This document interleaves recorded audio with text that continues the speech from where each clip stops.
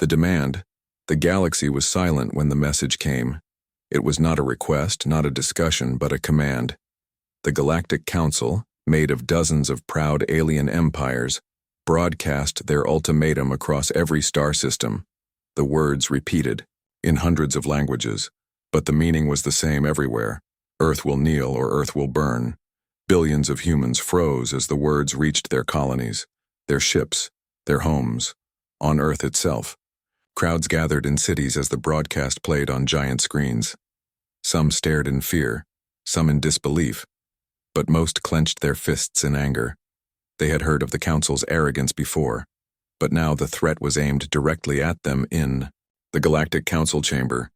Alien leaders sat tall, confident. They had seen countless worlds kneel before their fleets. Some resisted for a while, but in the end all bowed.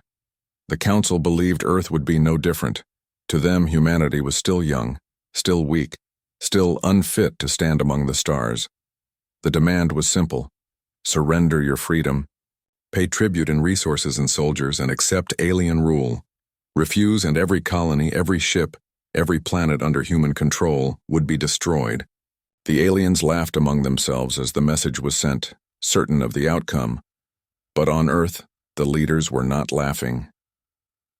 In a hidden chamber beneath the United Nations complex, men and women sat in silence. Their faces were grim, their voices low. Some spoke of fear, others of strategy, but all of them knew what was at stake. One mistake would mean the death of billions. General Marcus Kane, the commander of Earth's defense, stood at the head of the table. His eyes were sharp, his voice calm. "They think we will kneel," he said slowly, "but they do not understand humanity." The room fell quiet, waiting for his words. "We have survived every trial, every war, every hardship, not by bowing, but by standing tall." Around the table, leaders nodded. The president of Earth leaned forward, her hands trembling not with fear but with fury. "They think we are weak because we are quiet," she whispered, "but they will learn that silence is not weakness." Meanwhile, across the colonies, humanity's children watched the alien broadcast. On Mars, miners in the red dust dropped their tools, anger burning in their eyes. On the moons of Jupiter, families gathered in their domes, whispering of war. On distant outposts at the edge of the stars, soldiers clenched their rifles and swore they would not kneel. The aliens expected fear, but what grew instead was resolve. The Council had made a mistake. They had awakened something in humanity that had been waiting. Patience had been their shield, silence their strategy, but now their pride had been struck, and humanity would answer. For days, the Council waited for Earth's reply. Alien reporters mocked humans in broadcasts, showing simulations of Earth's cities burning. Merchants laughed in alien marketplaces, betting on how many days Earth would last. Admirals prepared their fleets, sharpening their weapons for what they thought would be an easy conquest. But the message from Earth did not come. Right away, instead, silence spread through human space. No reply, no begging, no surrender. It was as if Earth was thinking, preparing, choosing its words with care. Finally, on the 7th day, a human transmission reached the Council chambers. The aliens gathered, expecting tears, expecting surrender. But what they heard was not what they expected. The screen showed only darkness, a single human figure standing in shadow. His face was hidden, his voice steady. He spoke in a language every alien translator could understand. His words were simple, short, and cold. "Earth does not kneel." The Council chamber erupted in outrage. Alien leaders slammed their claws, their tentacles, their fists against the table. "How dare they?" one shouted. "Do they not understand who we are?" Another roared. But behind the noise, a few older members of the Council fell silent. They had heard stories, whispers, rumors of something the humans kept hidden, and in that moment, fear stirred deep in their hearts. The Council sent orders at once, fleets moving toward human colonies. They promised to crush this defiance before it could spread. But in the dark, at the far edge of the galaxy, unseen by alien eyes, a shadow moved. Black ships stirred in the void, their hulls silent, their weapons sleeping. The Black Armada was waiting, and Earth was ready to answer. Shadows of the Armada in the weeks after Earth's defiance, whispers spread across the galaxy. The Council had expected quick submission, but instead, they were met with silence and one chilling line: Earth does not kneel.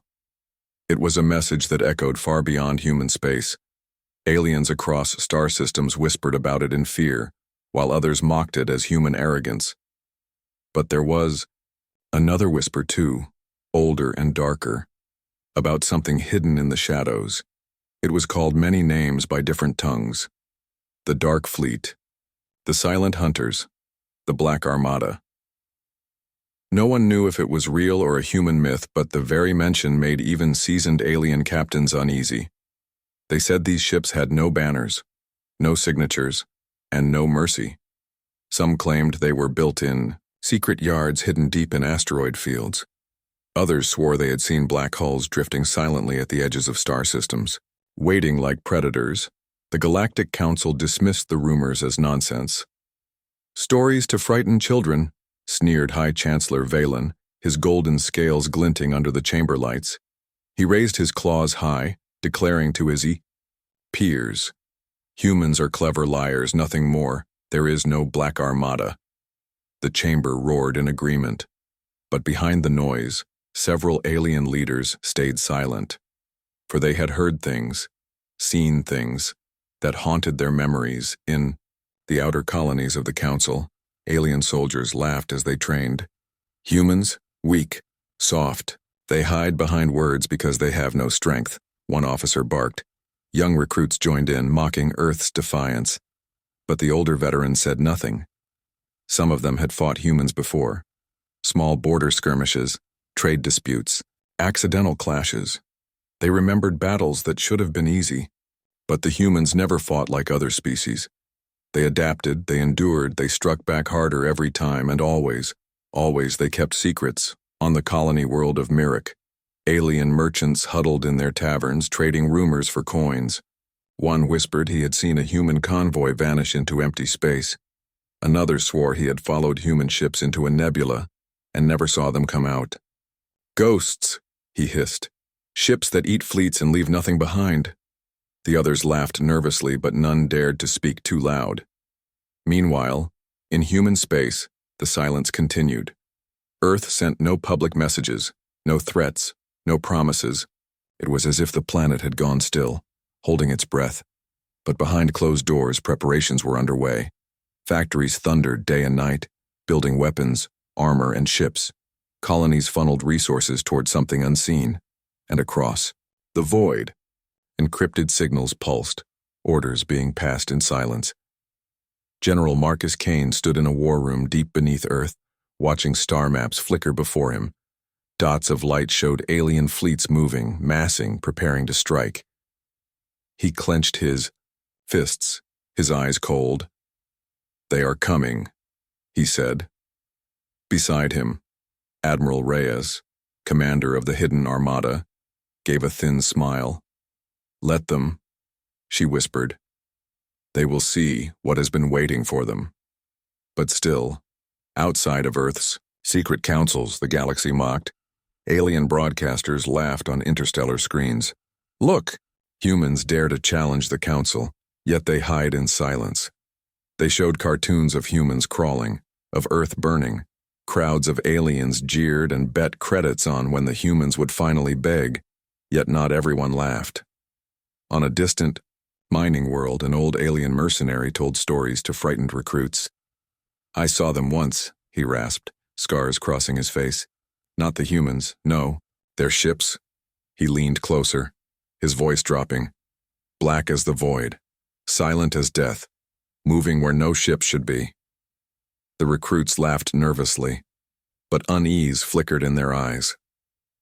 The Galactic Council, growing impatient, decided to act. They ordered a strike against a Terran colony near the edge of human space. The fleet was vast, thousands of ships, enough to crush 100 worlds. "By the time we are done," one council admiral sneered, "the humans will crawl on their knees and beg us to stop." Their armada roared into the stars, confident of victory. But even as they launched, Something stirred in the darkness. In the void between stars, sensors flickered, ships reported, shadows moving where nothing should be. At first, the admirals ignored it, dismissing it as sensor errors. But then the shadows grew. Black shapes, massive and silent, emerged one by one. They had no transponders, no signals, no flags, only the cold silence of death. A murmur swept through the alien crews. "The Black Armada," someone whispered. The word spread like wildfire. Fear gripped the fleet. Officers barked at their crews, telling them it was impossible. But doubt had already set in. Back in the council chamber, alien leaders watched through secure channels. They had expected to see humans crushed in moments. Instead, they saw their mighty fleet freeze in terror at the sight of black ships, ships that did not speak, did not threaten, only advanced, silent, patient, inevitable. And across the galaxy, rumors turned into belief the Black Armada was real and it was coming.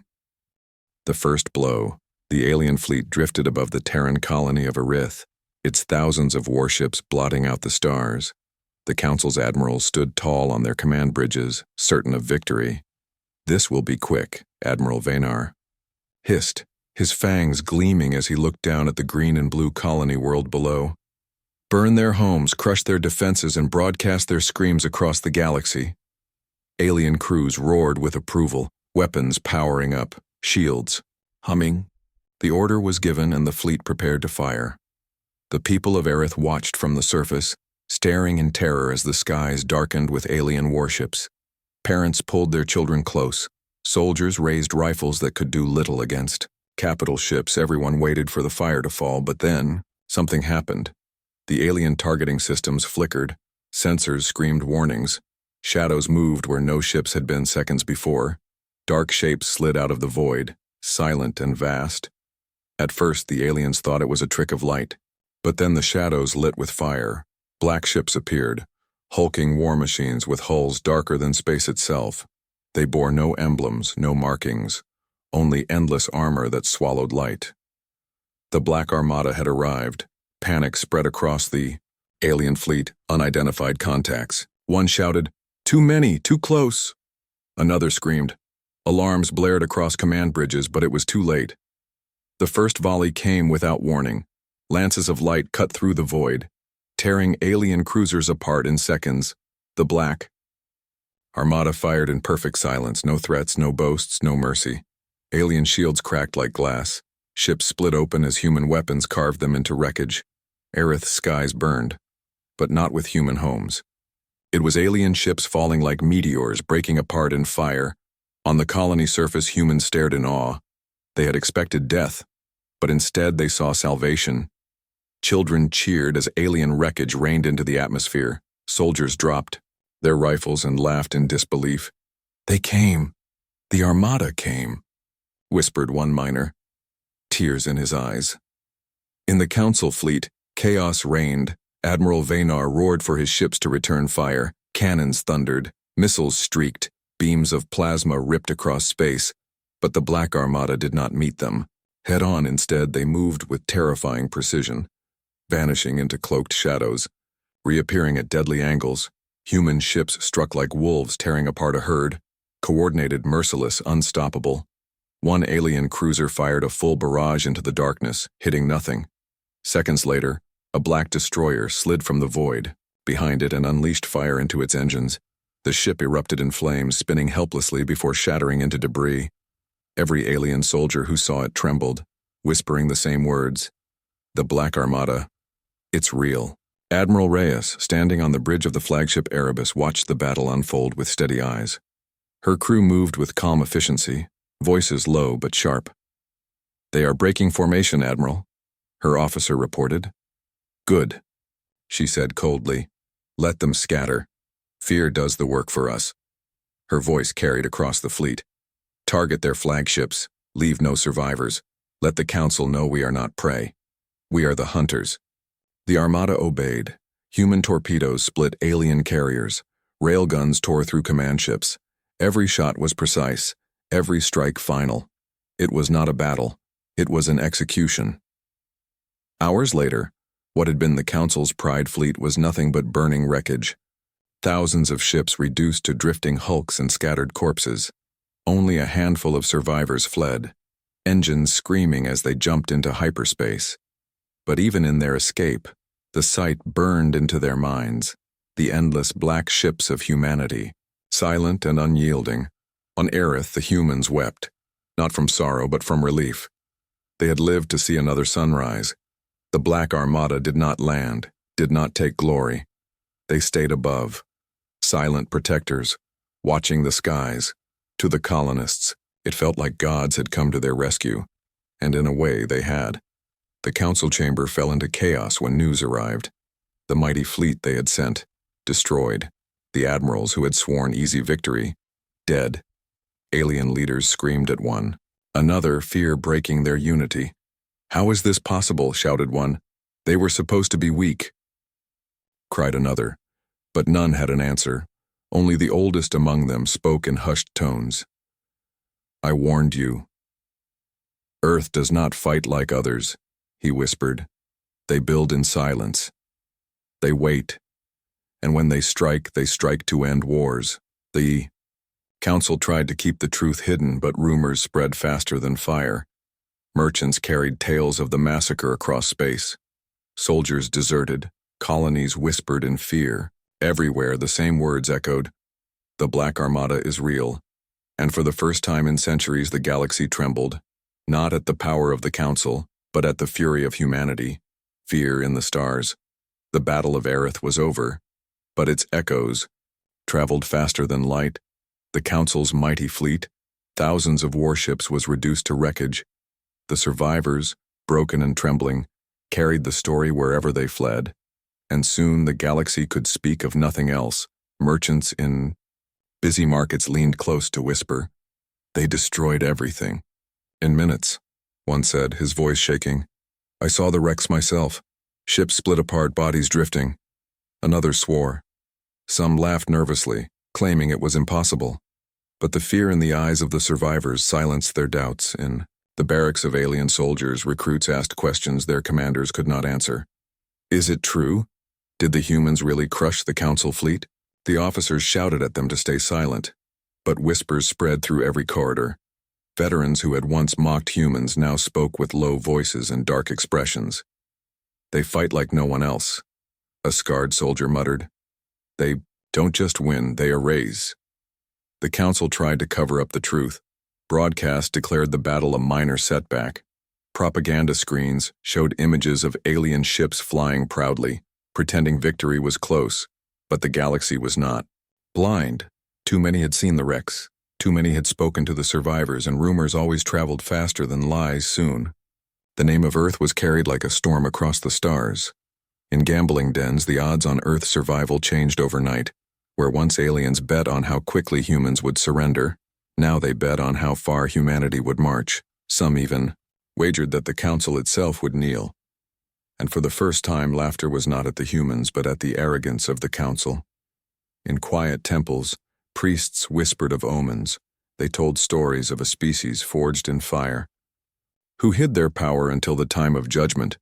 Children of alien worlds listened wide-eyed. At night they dreamed of black ships blotting out the stars. The Armada had become more than just a fleet. It was a shadow on the galaxy's soul, but the greatest fear grew not in the streets but in the hearts of rulers. In private chambers, kings and chancellors argued in panic. If the humans can destroy the Council's fleets, what chance do we have? Perhaps we should not provoke them, whispered one. Another slammed his fist on the table. "Cowards! If we bow now, we are already defeated." But even as he spoke, his hands trembled. Across the galaxy, colonies near human space emptied. Merchants abandoned their trade routes, fearing to cross Terran borders. Even pirates avoided human sectors, muttering that death itself patrolled there, and wherever they fled, they carried the same words. "Do not anger Earth, for the Black Armada is watching." Inside the Council chamber, chaos ruled. Alien leaders shouted over one another, claws, tendrils, and fists slamming against tables. "We must strike again," one bellowed. "No, we must negotiate." Another shrieked, But all their shouting led to nothing, for in their hearts, even the proudest among them felt the same thing: fear. Meanwhile, Earth remained silent. No messages, no threats, no celebrations. The Black Armada did not boast of its victory, did not parade its power. It simply disappeared back into the void, leaving only ruins behind. And that silence was worse than words, for it meant the humans had not yet finished. On the world of Rygoth, a council stronghold, a gathering of young officers drank in a tavern. One, bold and foolish, raised his cup and sneered, "Humans are liars. They hide in shadows because they are cowards." But his voice cracked, his hands shook. An old veteran at the table leaned forward, scars across his scaled face. "I fought them once," he rasped, "and I survived only because they allowed it." The young officer laughed, but unease lingered. In his eyes the fear spread into dreams. Alien captains awoke in the night, sweating, certain they had seen black ships in their windows. Merchants swore they heard whispers in the static of their radios. Entire patrols went missing on the edges of human space, their signals cut off mid-transmission. Each loss only fueled the legend. "The Armada takes those who wander too close," people whispered. Even within the Council's inner circles, trust began to rot. Some leaders accused others of hiding. The scale of the disaster, assassinations rose, paranoia spread. They had thought humanity's unity was weakness. Now they realized their own divisions were killing them faster than human weapons ever could. On Earth, General Marcus Kane stood at the heart of the War Council. Reports of alien fear reached him daily. He listened in silence, his eyes unreadable. Admiral Reyes approached, a faint smile on her lips. "They are breaking," she said. "Fear is eating them alive." Kane nodded slowly. "They wanted us on our knees," he whispered. "Instead, to hay are the ones who kneel in their own minds." But he did not smile, for he knew this was only the beginning. Fear was powerful, yes, but the Council would not fall so easily. Desperate enemies were dangerous enemies. And when cornered, even the proudest beast fought with teeth bared. Still, across the stars, one truth had already been written. The galaxy no longer saw Earth as prey. They saw a predator, one cloaked in black steel and silence, and in the deep corners of space where no one dared speak too loud, a new prayer was whispered. "May the Black Armada never come for us." The price of defiance. The galaxy trembled, in silence, but on Earth, the War Council gathered again. The chamber beneath the United Nations complex was cold and dim, lit only by the blue glow of star maps. Dots of light showed the wreckage of alien fleets, the retreat of survivors, the sudden emptiness around human borders. Yet despite their victories, the faces of Earth's leaders were not smiling.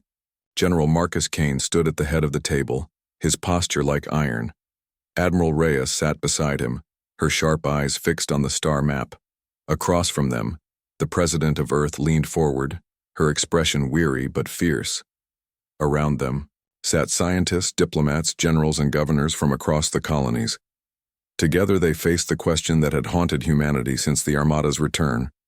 What now? "We cannot stop here," growled General Kane, his voice low and steady. "They demanded we kneel. They threatened our families. They burned our colonies. This cannot go unanswered." He slammed his fist against the table, making the holograms flicker. "We must strike harder, push deeper, make them regret every word," but not all agreed. A governor from Mars rose, his voice shaking. "General, our people are afraid. They are proud, yes, but they are tired too. We have fought for survival for centuries, through famine, through wars, through disasters. Now we have a chance.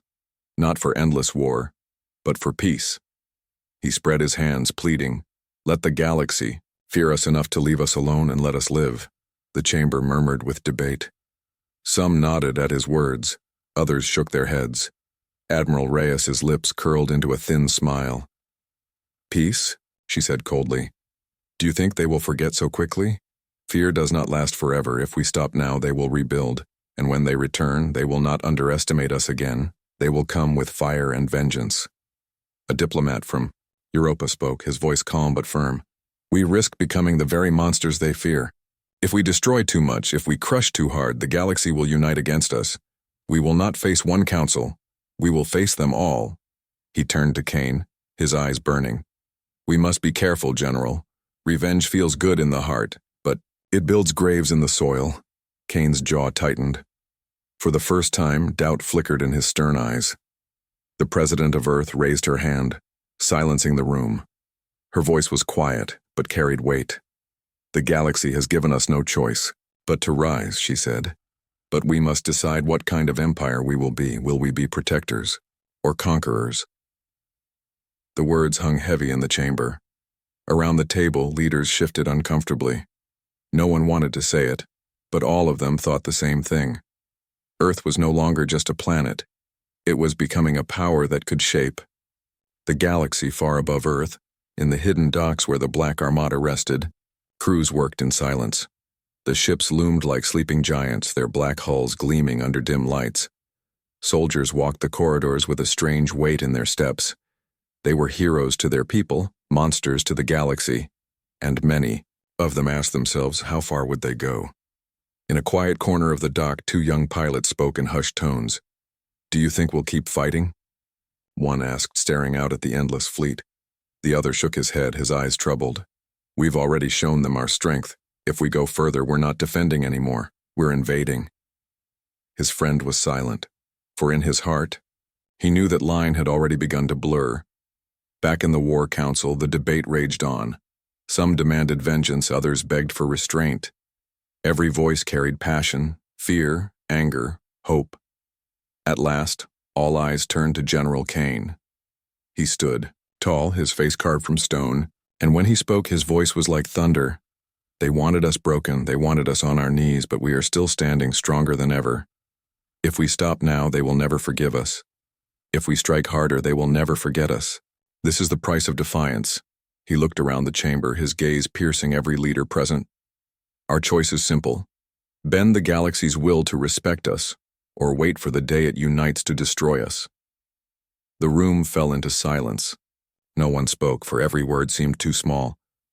The President closed her eyes, her voice trembling as she whispered, "Then we must choose carefully, for once we begin, there is no turning back." Above them, in the silence of space, the Black Armada stirred. Engines hummed, shadows shifted. It was as if the fleet itself waited for humanity's decision, whether to guard the stars or to rule them. The Council. Falls silent, the Council's core world had always been untouchable, a shining jewel at the center of the galaxy, wrapped in endless fleets and fortified moons. For centuries, it had been the seat of alien power, where rulers of dozens of species gathered. No enemy had ever dared approach it. No fleet had ever broken its defenses. Until now, the Black Armada emerged from the void like shadows given life, silent black warships slipping into the system without warning. One by one they appeared, filling the darkness around the Council's world. They came without sound, without broadcasts, without demands. Only their presence, the cold weight of judgment, announced them. On the surface, alien leaders gathered in panic. The council chamber, once filled with arrogant laughter, now trembled with fear. Screens showed the Armada blotting out suns, thousands of ships cloaked in black. Some leaders screamed for immediate surrender. Others demanded the defenses fight to the last. But beneath their arguments lay one truth. None of them had expected Earth to come this far. Admiral Reyes stood on the bridge of the Erebus, the flagship of the Armada. Her crew worked in silence, their faces calm but hard. "Shields are holding." Her officer reported, "Enemy fleets are scrambling." Reyes's eyes narrowed as she studied the display. "They thought this system was untouchable," she said quietly. "Today, they learn nothing is safe." The Council's defense fleets roared to life. Thousands of alien ships surged forward, firing beams of plasma, swarms of missiles, arcs of energy. The void lit up in fire, the system shook with war. But the Black Armada moved with terrifying precision. Cloaked destroyers vanished and reappeared behind enemy lines, cutting flagships apart. Railguns tore through carriers, torpedoes split, dreadnoughts in two. The Armada did not just fight, it dissected. Every move was planned, every strike final. On the surface of the Council's world, citizens looked to the sky. For generations they had been told their rulers were untouchable. Now they watched in horror as fire rained above their cities. One child clutched her mother's hand and asked, "Are the humans coming here too?" The mother had no answer, only tears. Inside the chamber, the High Chancellor slammed his claws on the table. "Send them a message. Demand their surrender." But another leader screamed back, "It is we who must surrender. They will kill us, all." The chamber dissolved into chaos. Aliens who once ruled with arrogance now begging, shouting, trembling, their voices echoed with fear. Back aboard the Erebus, Admiral Reyes stood like stone, her voice carried across the fleet. "Target their command ships, but leave the council chamber untouched." Her crew blinked in surprise, but obeyed without question. Moments later, alien defense fleets collapsed. Their command lines shattered, ships fled, drifting broken. The core world lay exposed. The council had no shield left. General Marcus Kane appeared on the transmission. Screen beside Reyes, his uniform was plain, but his presence filled the bridge with weight. "They are beaten," he said, his tone calm. "They have no choice but to hear us now." The council's chamber shook as the transmission reached them. Screens flickered, and the face of General Kane appeared. His eyes were cold, his voice steady. "You demanded that Earth kneel," he said slowly, each word cutting like a blade. "Now it is you who kneel." The chamber fell into silence. No one dared move. No one dared breathe. For the first time in centuries, the rulers of the galaxy had no words. Finally, one elder rose, his hands shaking. "What do you want?" he whispered. "Tribute? Worlds? Slaves?" His voice cracked with desperation. Kane's eyes narrowed.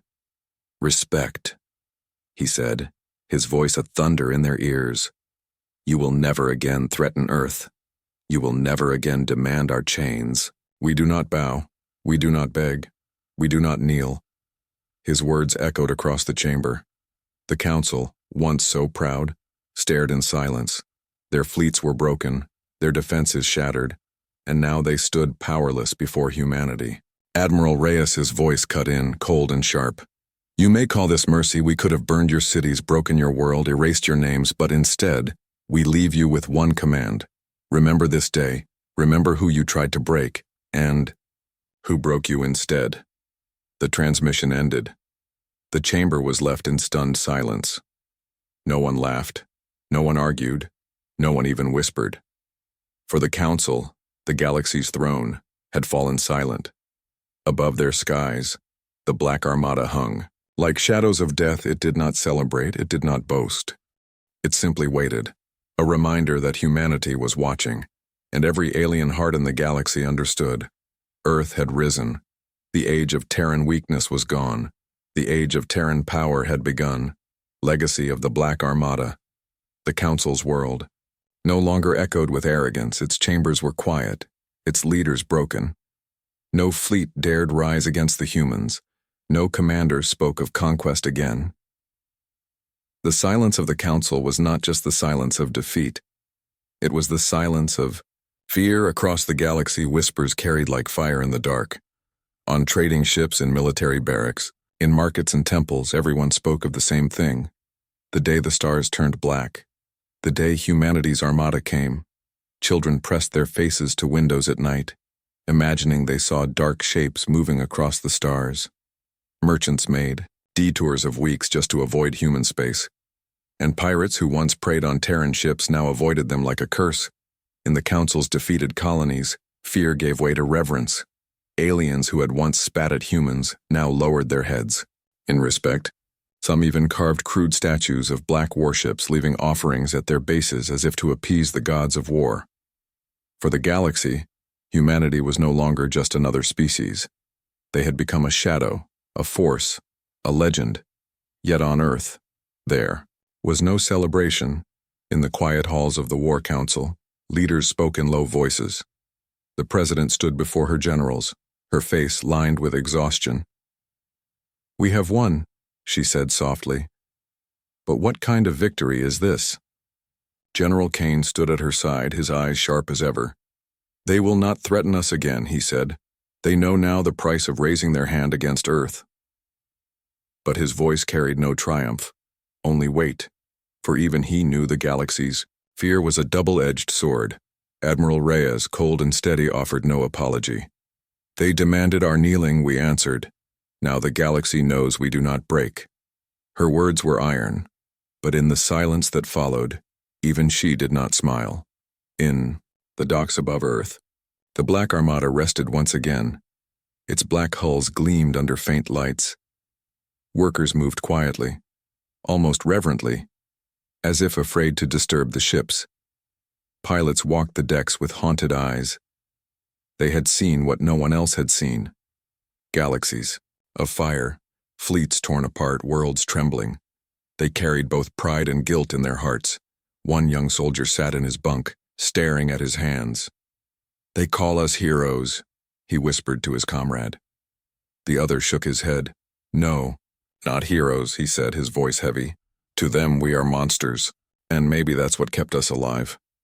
Neither spoke again, for both knew the truth. Fear was a shield, but also a prison. Far away, in alien homes, mothers whispered warnings to their children.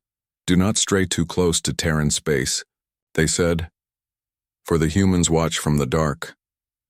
Priests spoke of Earth as a chosen world, a people who had risen from weakness to power, and soldiers of alien armies muttered bitterly, "What use is training if the Black Armada can appear from nothing and end us?" The galaxy had been changed forever. The Council, once unchallenged, now bent under the shadow of Earth. Other species began to reconsider alliances. Some reached out in secret, offering friendship, trade, even loyalty, for they knew it was safer to stand beside humanity than against it. And yet Earth remained silent. No conquest followed, no demand for tribute, no declaration of empire. The Black Armada returned to its shadows, waiting.